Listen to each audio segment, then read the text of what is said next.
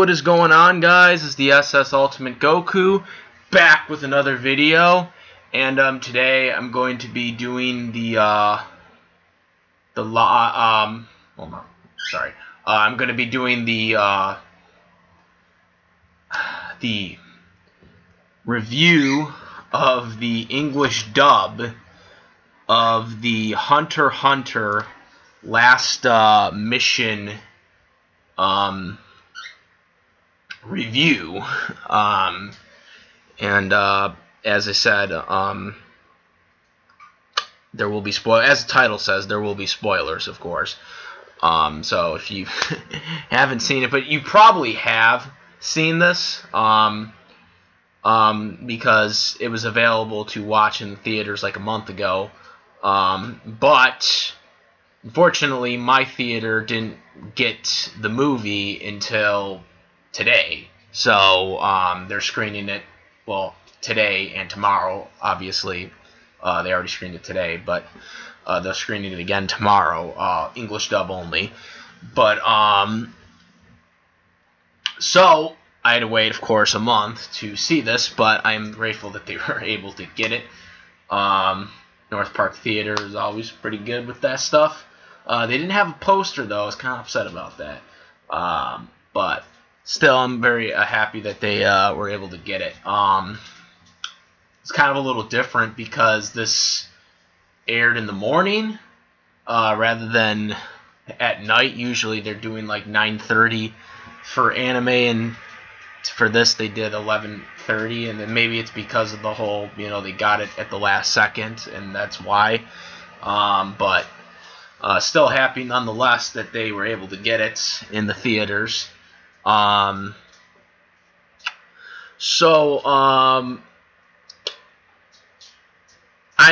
really did like this movie. This movie had a lot of action in it.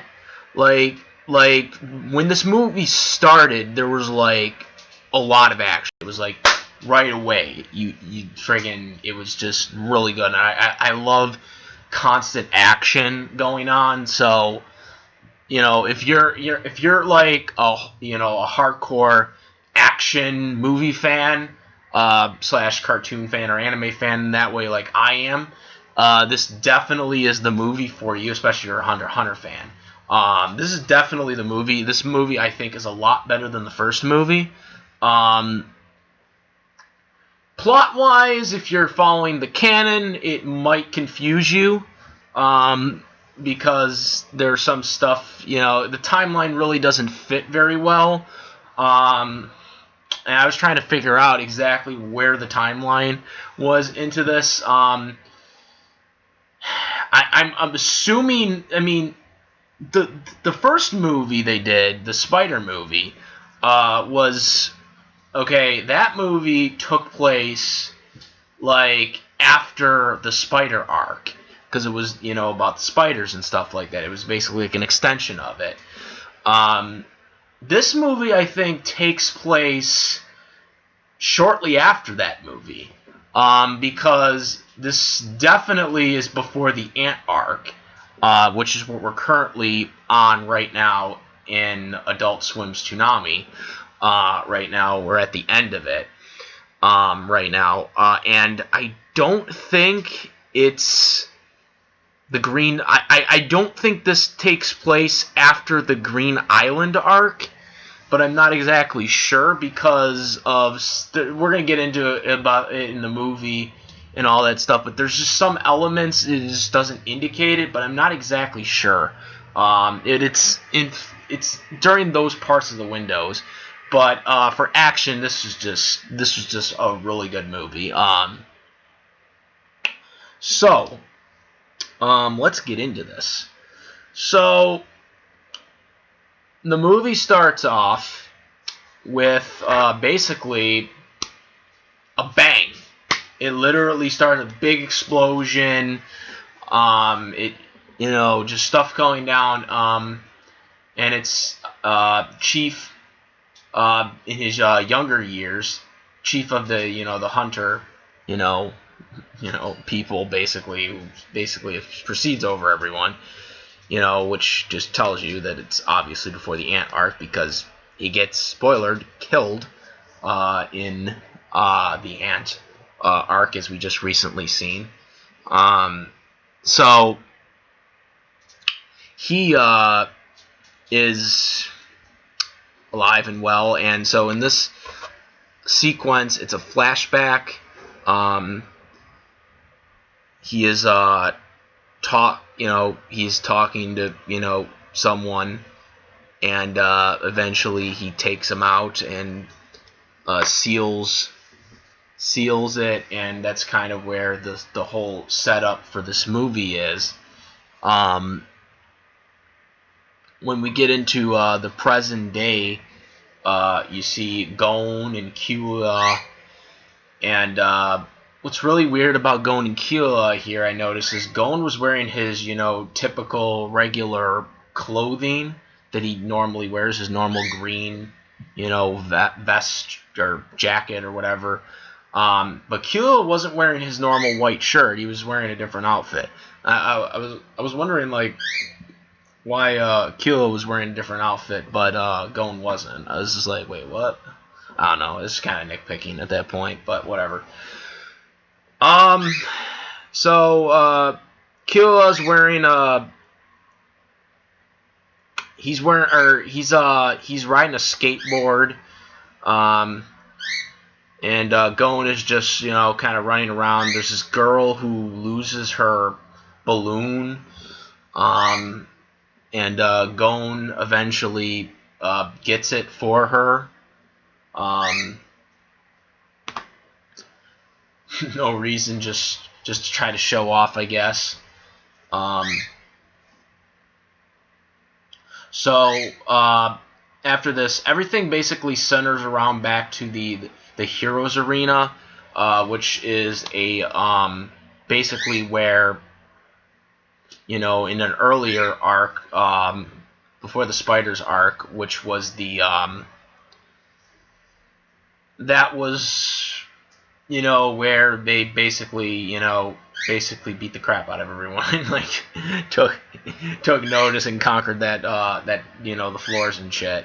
So now they're basically back to cheer on their friend, which also I should mention, they bumped into him again when a thug was basically duping on them, duping on an old lady or whatever, a thug, and they were about to step in, going to Killua, and then he came into the phrase and punched him, and he's like, after that, he met him and he did the classic ook, thing or whatever, and so they go, to the Heroes tournament because he's still training, he's still trying to become a floor master and stuff like that, which Gon and Killua had already done, but they've been there, did that. This guy, he's still trying to do it. So they're trying to figure out what they're gonna do, and so they're going to the event, and they're sitting down. Biscuit's there. Their trainer is there. The guy who trained them for the floor master stuff. In the Heroes tournament arc, Heroes Arena tournament arc, and so they're getting ready to watch. While this is going on, you see these people with robes and stuff like that. They're slowly trying to swoop in. They're kind of undercover. Kind of scouting the area and stuff like that. While this is going on, you got the Misty announcer again still. I'm sorry, I can only see her as Misty because she basically uses her Misty voice and it just sounds like Misty. Rachel just, it's just awesome. I know, but it's still, no, that's not a real name, but I know. I can't take that. So the announcer, is they're talking about the competitors, this tournament to determine who's a floor master, and all the matches that are set up. Meanwhile, while this is all being decided, they're sitting down, they're talking, about him and the competitors. And then, of course, there's a plot going on, to take over the, computer systems, basically by these rogue people. And what they're trying to do, basically, is, take it over. Now, during the crossfire of this, Mr. Leroyo, he is like caught in this crossfire because he goes the wrong way and basically gets beaten the shit out of and thrown into a sewer because they assume that he's not a hunter, by these bad guys, the bad guys as we call them right now. Also, Karapika is there, and he is with his client, the boss, for anyone who doesn't remember. The boss who isn't really the boss, but, like I said, he's, that kind of, again, tells me that this is before the Greed Island arc. Because when the Greed Island arc was being done, he was already no longer associated. Karapika was no longer associated with that. He kind of went on his own way at that point. So, he's in the suit and stuff like that. So I was like, okay. So like I said, the timelines kind of don't really match up in this movie that well, unless this took place after the first movie, which I guess is possible.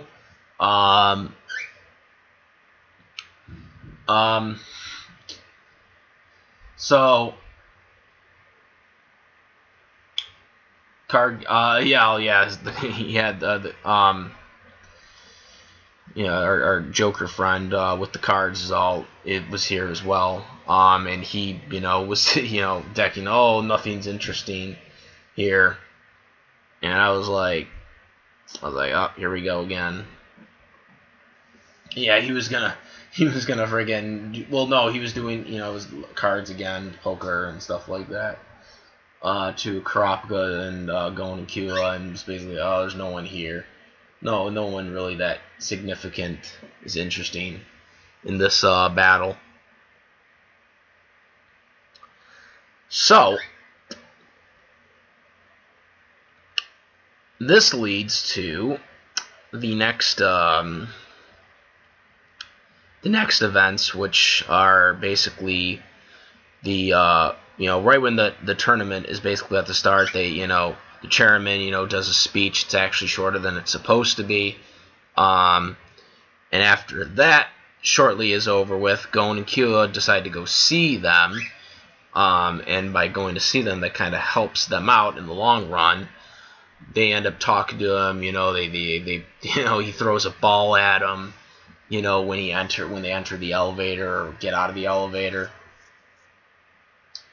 and get to the room. And so they talk for a while, and while this is going on, basically the whole arena is basically taken over. Everyone is taken out, and basically the crowd is taken hostage. The broadcasting is shut off. Everyone's like pissed, but then the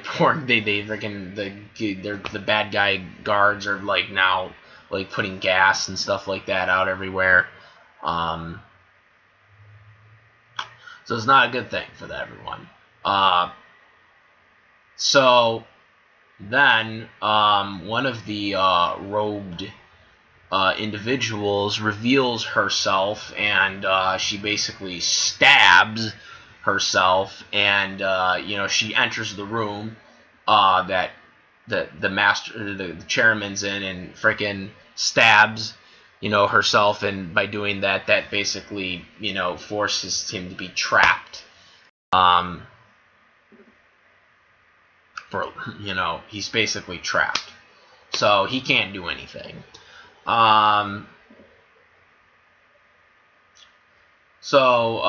Then he's confronted by the other villain, who's revealed to be Jet, and Gon and Killua is trying to fight him off, but they're not going to get anywhere with that. They ultimately end up going to other rooms.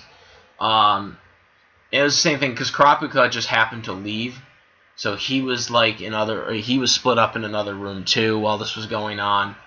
Leorio was obviously incapacitated for a while during this whole mess. Then we move on to the fight, which was supposed to be the first fight where Gon and Killua's friend is supposed to basically fight this big dude, which ended up not being him, because he had been captured and beat up by this point. And so he gets knocked out by this disciple of Jet, and so throughout the whole movie, he is basically being tended to by his sensei and Biscuit. Biscuit and them really don't do that much. It's they're kind of like, which I don't know. I don't know how I felt about that, because it's like I knew they could have been utilized much more, and but they didn't really do that much with them in this movie. So you got a lot of fights breaking out, and Gon and Killua are basically trying to figure out where they have to go to take this guy out, because they don't know where anything is. You have negotiators, the SWAT team coming in. That's not going to really help. You have the media and whatnot. And you have this TV broadcast come on with Jet, and he basically says, you have this oath thing, which was a dark magic, I guess, that was locked away long time ago, by the hunters, and not allowed to be used again. And so that is what led to the plot of this all. They want revenge. You have the goons, who they were, their whole village was assassinated in the mountains by them. So they they resurrected Jet, and they pledged their allegiance to him. And this was a contract that they said, so if they were defeated, they would die. If they, were defeated by a hunter. They must defeat hunters at all costs. So this is where everything leads to. And so they're trying to find Jet, and they're also, having to try to defeat these other individuals.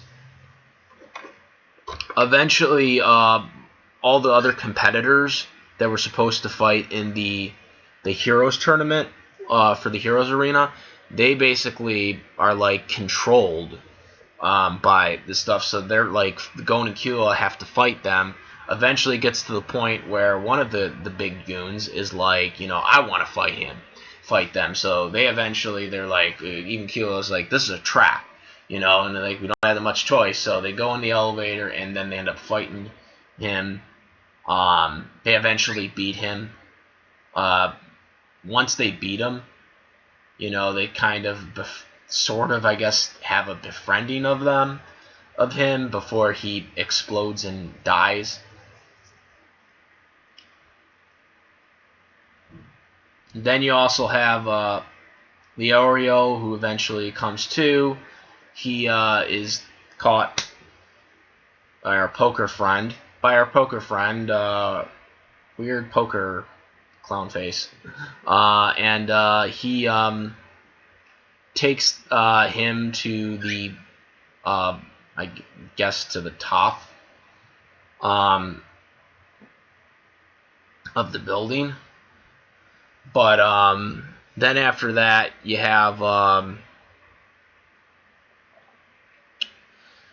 and Killua. After they fought him off, now they're basically trying to find out where Jet is, which he's on the top of the building. Obviously at this point, because that's where the chairman is, because they have to free the chairman. While this is going on, you have Kurapika, who is fighting off the hacker who took over the computers for Jet, and he is now fighting him. He eventually creates a clone of Kurapika and finds out why he's similar to him, that he wants revenge. They had a similar thing, that their whole thing was wiped out, just like Kurapika's clan was wiped out, basically, by the spiders. And he's like, you should join us. You should join the Oofs, and Onikua catch up to that, and they're like, no, you can't. Or no, Leroy actually comes up to him first, and tells him, don't get consumed by it. You're not like him. Do I have to punch you to keep for you from doing this? And he's like, no, I'm fine. Eventually, he destroys the clone, and he basically gets the best of the hacker guy for Jet, and essentially kills him or stabs him. But before he does it, he takes a blood chip thing and puts it on Kurapika's neck, which forces him to either make a contract with the Oof, or he basically is powerless and will die because he can't use Nen anymore. So they try to get him to safety. And Gon and Killua, they are gonna go now fight Jet. Gon eventually uses he uses his attacks a couple times, which don't work. Killua tries to do a couple of things, which doesn't work, and then Gon, blocks the way, which now Gon, for preventing Killua from not. He prevents Killua from not, losing his Nen, but Gon loses his Nen. So now he's in this whole thing where he has to make a contract now, or he'll die. Which to me was kind of weird. I don't know if this was a plot hole or what because I thought, from my understanding, when they touch them, it's that's what does them in terms of them losing their Nen. When he touched Jet, because Gon or Killua touched Jet. So why didn't he lose his Nen? So I'm not exactly sure. I'm not sure exactly how that was possible, or if that was a plot hole, or what was going on there, because that just didn't make sense to me. Because that's what I thought was the whole idea, because Gon got hit and he lost his Nen, but yet Killua didn't. So I don't, and he clearly touched him. He was clearly scratched by it too. So I don't know why Killua didn't lose his Nen ability there, because he still had it, which leads into the major events towards the end of the battle. But Gon then decides to make a contract with this thing, with Oak, because he he's doing it for his friends, and he says he's not going to get consumed by it. And Jet's like, oh, well, if you're not going to join us, then I'm just going to consume you and take your power and stuff like that. So they're fighting, and, he's, trying to protect everyone. And eventually, he breaks the curse. Well, no, he doesn't break the curse. Kulia, who, by the way, like I said earlier, still has his net ability and is able to break free into where the person who killed herself to curse the chairman, which is why he's hung the way he is throughout the whole movie, and tells their feelings on it and whatnot, and eventually convinces her to break the curse. And this is how the chairman breaks free. And then from there, the chairman just basically destroys Jet, with his, his light abilities and stuff like that. Eventually, Kira then, has to comfort Gon, to try and break the, oomph curse, or curse that he has with the contract and stuff like that. Which eventually, happens. Because, he dies, Jet dies, so, that's what, Gon's, curse's, contract is terminated because of that, so he has his net abilities back, and he's back in action,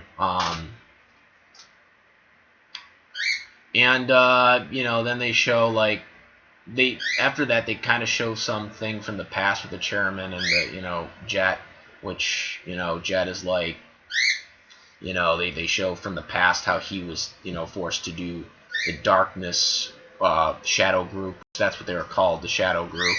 And, how he had to take that task on and that burden on, but, he, accepted it, and so the chairman went to the light, part of this. He even asked her, "Are you sure about that?" And when, he disintegrated before, he died again, there was that coin which they referenced for the flashback, which is now half of a coin.